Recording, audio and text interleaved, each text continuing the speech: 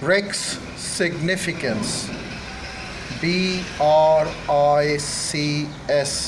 BRICS significance. It is an association of few countries. B for Brazil, R for Russia, I for India, C for China, S for South Africa. So Russia, China, India, Brazil and South Africa have come along in an association for their trade and economic benefits. Why are BRICS countries considered important? Because they account for significant portion in the world. As we analyze the significance of BRICS that it plays in the world, the BRICS country account for 50% of the world economic growth. The BRICS countries account for 42.58% of the world population. Of course, two very important highly populated countries, China and India, are the part of it. And as we talk about the world economic growth, well, China is leading the world economic growth. China is in BRICS, and India too, along with Russia, are in the world economic growth. The other point, BRICS countries account for 26.60% of the land area.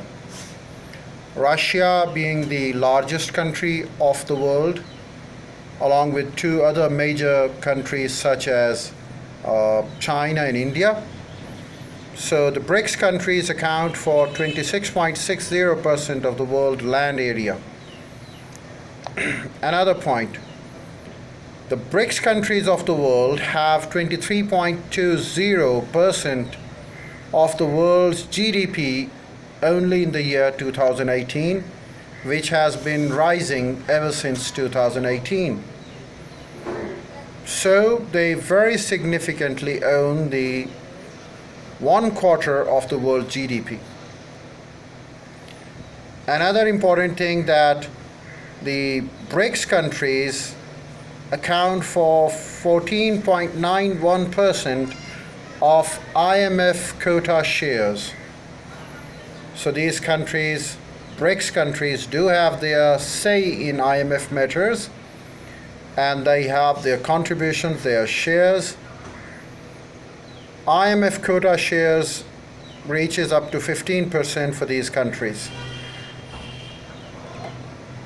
Last but not the least is the World Bank voting power, and the BRICS countries together enjoy 13.24% of World Bank voting power. Certainly a great achievement. And we've seen that the BRICS countries have been increasing themselves in their power, in their significance, and in their performances. They have become a trading hub, and as they have brought their hands together, they have developed an association which is all over the world. Say, for instance, if we talk about them, Russia is in Asia and Europe, Brazil is in South America, South Africa, Republic of South Africa is in Africa, China is in Asia, India is in Asia. So they've got countries from all around the world. And they are the best countries in production, the best countries in trade, the best countries in GDP. And they also have the largest consumer markets such as India and China. And their productions are spread all over the world, whether we talk about European Union or we talk about Northern America.